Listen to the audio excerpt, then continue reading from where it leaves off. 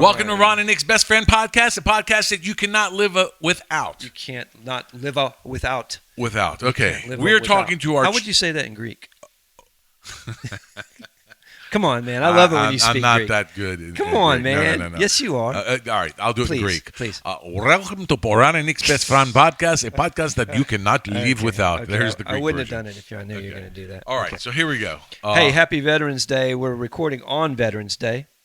And I just want to quick shout out to all of the people who have taken their turn standing the watch. I've done it, and there's a lot who have, and we're appreciative of our veterans. And so thank you for your service, and we appreciate you, and we hope you have a good day off. All right, we're going to talk about, I don't know what we're going to talk about. Here, we're going to start off this way. This is just talking to our tribe here. Yep. Did your dad ever give you advice, or your mom give you advice when you were a kid? Yes. They did? Yeah. Did yours? I don't think so. They never. There were threats, like you better do good. You better do good in school, or if you don't do this or that. But I don't think I ever really got any advice, like, Don't take any wooden nickels. Yeah. Can you give me one that you can remember? I don't think. I'll be shocked if you can tell me advice they gave you. Well, I remember that's easy. My dad. Wow. I called my dad when I got offered a scholarship to take a ROTC scholarship, and I was in nuke school at the time as a young Navy guy, barely 18, and I called him and I said, Dad, I don't know that I want to take this scholarship. I'm having fun doing what I'm doing. I'm good at it. I think I'm just going to keep doing it. And my dad said his advice was this. He said you'll never be you'll never be dissatisfied with education. It'll always have value. It'll hold value. And I think I remember that one most specifically because sweet. I was already out of the home, and I, looking back on it, I kind of remember my dad must have been going like, you got to be kidding, man. They're offering you a 4-year college scholarship, and you're actually asking me whether or not you should take it. And my dad he didn't treat me like I was stupid. He's like, he let me have all the rope and just showed it to me. He said, I think you'll never be disappointed with an education. And it'll always be something that you'll always have. And so I did end up taking the scholarship. I remember feeling like that. But that's... Okay, I got one. Yeah, go ahead. Okay, now I feel bad saying that my parents never gave you any advice. Here's one that came up as you were talking. I'm going through my divorce. And actually, my dad didn't know anything about it. And finally, I ended up telling him. I think I actually told him on the phone. I don't know how I told him. But I remember him coming over to me, and this was his advice. He said, he hugged me, and he goes, listen, he was a fisherman, right? He loved fishing in the water, and he loved the water. And he goes, listen, you're in the storm right now, and this storm will pass. And I said, and I was crying, and I felt like it was a disappointment to him and to my life and all that. And I really grabbed onto that, like, okay, and it did pass. So I wanted to bring that up because I wanted, I don't even want to say what my age is, but whatever. We're getting old. We're getting older, okay? And I wanted to bring that up because,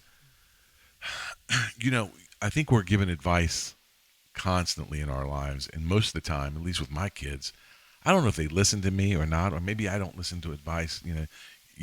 A lot of people give me advice, and most of the time I don't listen. But and that's the truth, and that's really here's the point. I want to know what you in your life, in my life, and just this is an open conversation. What you believed in your early experience with the relationship you have with God. We're going to say God, period, and then we can go in deeper. And what you now know, and what you wish you knew back then, okay? And the reason I started with what your parents have given you advice is, how in the heck did we change so many things that we believed at first? Was it advice? Was it experience? Was it a sermon? Was it the Holy Spirit that lives in us? I mean, what do you wish? I'm gonna just ask you right off. What do you wish you knew at a younger age that you know about now? That you know now, in your relationship with God. Anything that comes to your head? No. All right, here's one that I wish I knew earlier. I used to believe that when something would go bad in my life, and I would ask for forgiveness, because I would ask God for forgiveness. I'd ask Jesus for forgiveness. I would make sure I would ask for forgiveness 1,000 times throughout a 2 or 3 week period. It was almost like, I have to keep on, because I've done it before. I did this, and I said, Lord, please forgive me. And if I didn't do it constantly, I just felt I needed to barrage God in asking Him to forgive me, and I just wasted a lot of time. I felt a lot of guilt, and that's one way I was thinking back then. That I wish someone had told me that that that's not part of the formula as far as getting forgiveness. Why didn't you listen back then? That's there's the point. Did I don't actually did anybody tell yeah. you that back Well, then? on that particular subject, no one told me that. You sure? Well, I don't know. I can't tell you that for sure. Uh, That's a great point. I don't know. Here's something that's funny about our relationship with God, because when I said no, I'm really thinking this is, I love. I hope our tribe is thinking about it too, and what we're trying to do again, we're building a tribe of people who are becoming their authentic self, leaving fear behind, living fearlessly, learning who we are, learning to live in freedom, truth, and love, and not shame, guilt, and fear. Right. Okay, and I think that what you're talking about is the transformation from shame, guilt, and fear into freedom, truth, and life takes a long time. And freedom, truth, and love takes a long time. And part of it, there have been people who come along who have said things to us that we rejected because of our point of view being shame based, guilt based, fear based, Mm. and so we couldn't receive it at the time. But we now look back and go, well, you can look back and say, well, I wish someone had told me back then. Well, maybe they really did, but you couldn't receive it Oh, that's a good point. because of the way that you were made back then and the way that you have been unmade and remade in the image of Christ, which happens over a long period of time. Um, I was thinking that I used to tell people, and I don't know if you feel this way. I get embarrassed about some of the things I think back about what I believed and how I acted. And I mean, there's a lot of those actually that I kind of cringe and go, I wish I hadn't been so adamant about some of the things that I thought I knew so well. Um, Wow. One of them was after I became a Christian, like I had been raised basically around in a Methodist church. And I would say to people, yeah, I never heard about Jesus in the Methodist church. I would say, well, I never heard about salvation. I never heard about Christ. And why I said that, I don't really know. Because as I've matured and become more familiar with Jesus and understand Him and know who I am, I've come to realize that Jesus was all over the place. He was all over that place. Mm. The way that He was spoken of in a Methodist church was different than the way that He was spoken of in a Baptist church. But I became very Baptist, and becoming very Baptist was also kind of like becoming very sure that the Baptists were the only people that had the right thing, Right. Right. which I don't think anybody then could have told me that. I don't know if it's the same out there today, honestly. I mean, non-denominational churches, big mega churches across America have kind of changed the equation, I think, because they are what they are and people don't ask denominational questions as much as they used to. Maybe I'm wrong about that. But I think that wasn't helpful in me being able to take advice from anybody who wasn't in what I thought was my tribe. Right. I thought I was a Baptist, which is fine so far as it goes. It's just too small. you can't be a Baptist before you're a son of God. You have to be a son of God before you're a Baptist. You have to be a son of God before you're a son of your dad. You have to be a son of God before you can be the owner of Warpax. Yes. You can be your husband to your wife, your father to your kids. You have to be a son of God first. And that, I don't know how that dovetails into what you're talking I got about. another one. I wish I knew before. Just hit me. I wish that I knew. I used to say, "Oh, my conscience is getting to me." I feel bad. I would say my conscience, my conscience, my conscience. I have a guilty conscience, whatever. I wish I knew that there were other voices speaking to me. Primarily, I'm speaking about the Holy Spirit that actually lives in me. That I wish I knew that many times things that were coming to my head were not Nick's thinking, because that's the way I thought. Everything that was coming to my head was me. Was me, me, me. And especially, you mentioned it several podcasts ago when I accepted Christ at a Young Life camp, which actually was very interesting as you were talking to me.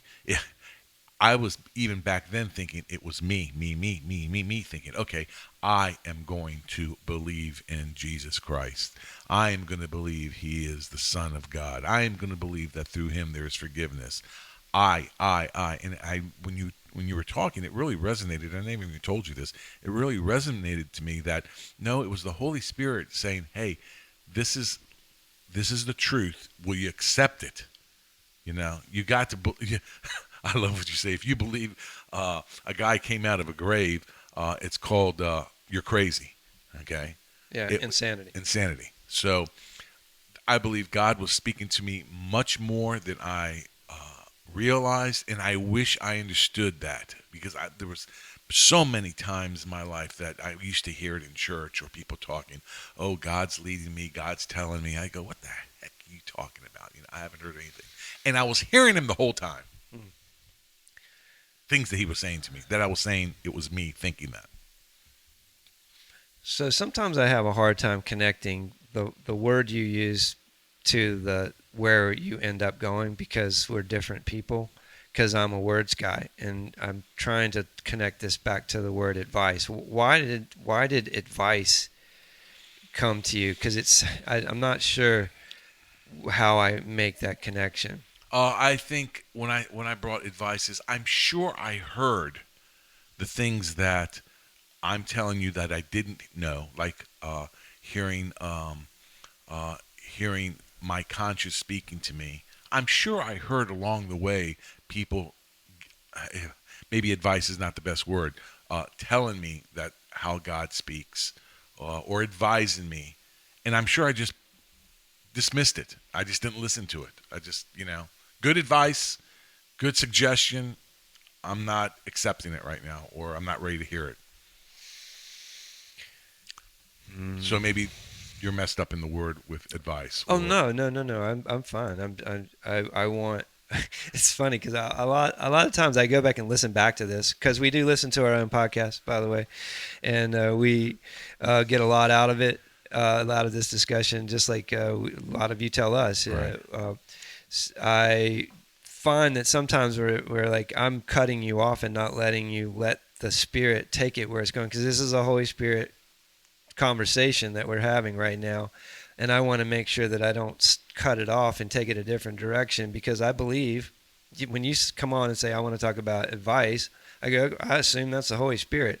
So how it connects to you and how it connects to me doesn't have to be the same. Correct. And it's one of the cool things about the Spirit. What came to mind while you're talking there is like, okay, now when you talk about people talking to me, like my dad or somebody talking to me about God, maybe about that thing about forgiveness. Well, you know that you're forgiven. Okay, is that's it? That's a piece of advice from an advisor.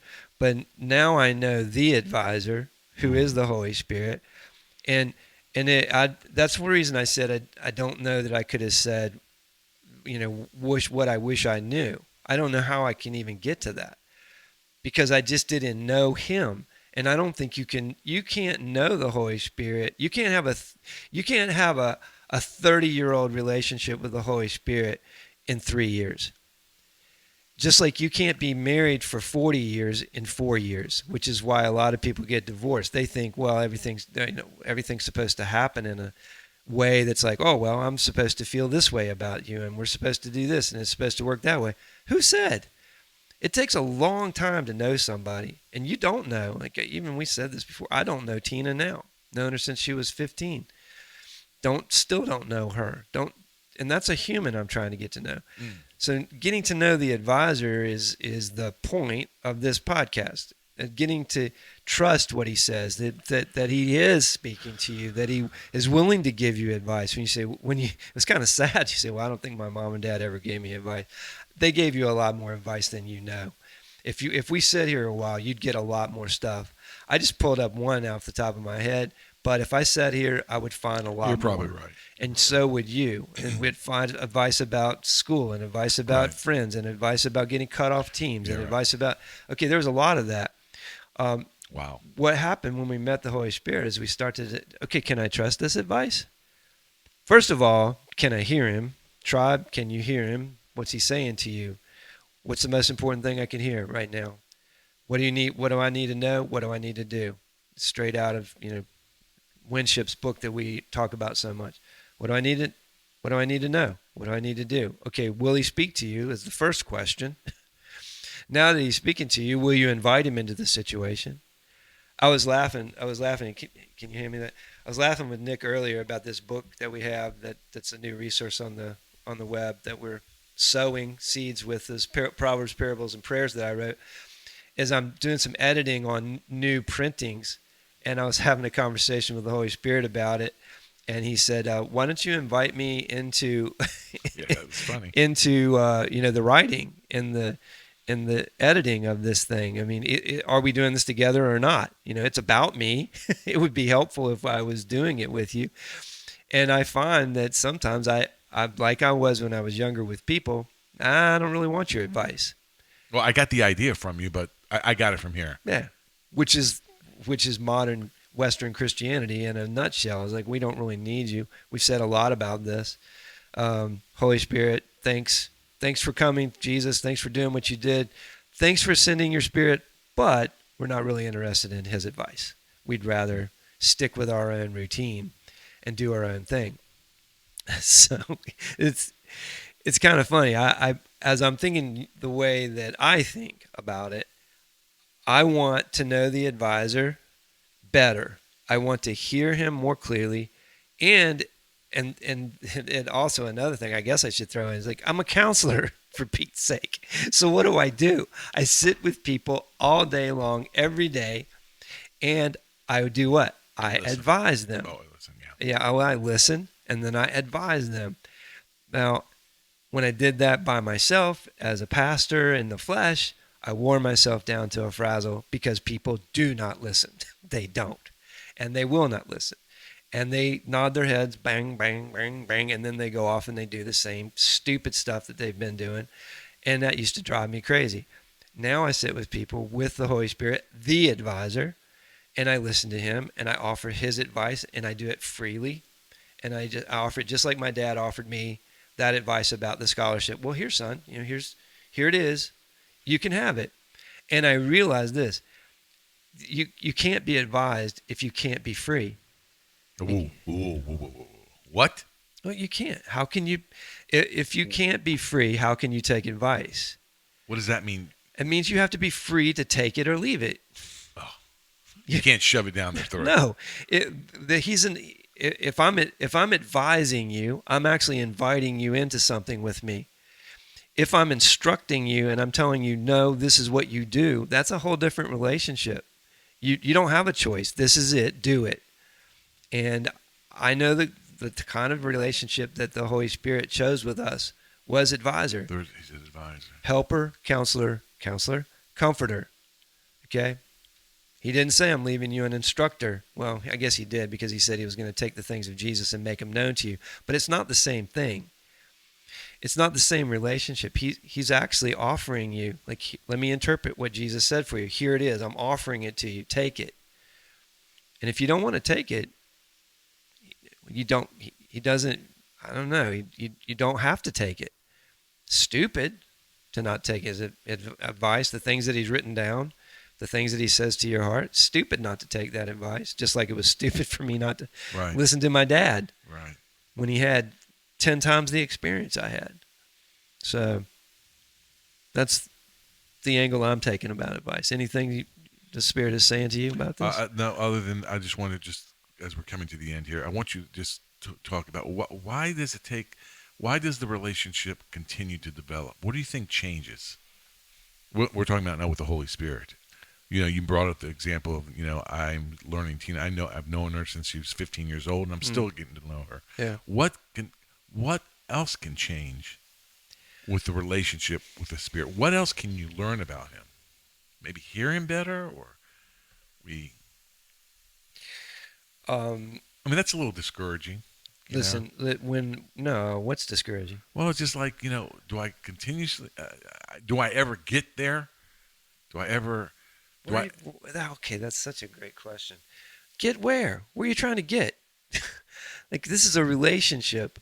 I don't want to get anywhere. I want to enjoy you more. I want to be with you more completely. I want to be more free while I'm with you.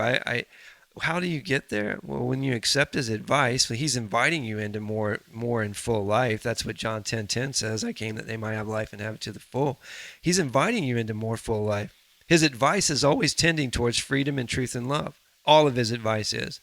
So once you start inviting him in, I think you started a conversation with someone and you realize he has a lot to say about everything. And the more you invite him, the more you get to know him, and the more you trust him, and the more you put his advice into practice. And it changes everything. And I think the personality of the Holy Spirit is very gentle and calm and patient. But when you start inviting him, he has a lot to say. Thanks for joining us for this week's episode of Ron and Nick's Best Friend Podcast, a show for anyone who needs a friend. Join us every week right here as we talk about who? Our best friend, the Holy Spirit. And if you want more information about him or the show, you can find it at www.ronandnicksbestfriend.com. And don't forget to subscribe.